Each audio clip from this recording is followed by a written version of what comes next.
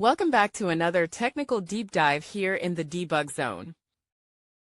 Today we're tackling a big question and breaking it down with insights from other users.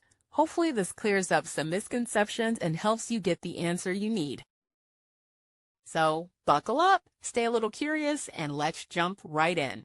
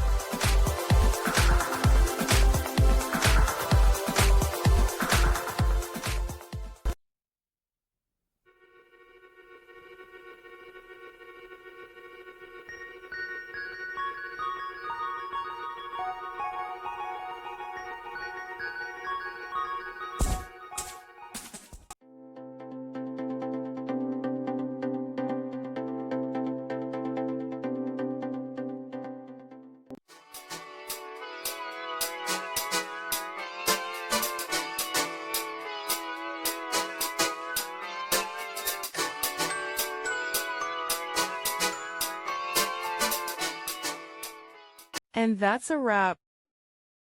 I hope you found the answer you were looking for. If you did, take a second to hit that subscribe button. It really helps out. And let me know in the comments which solution worked best for you. See you next time in the debug zone.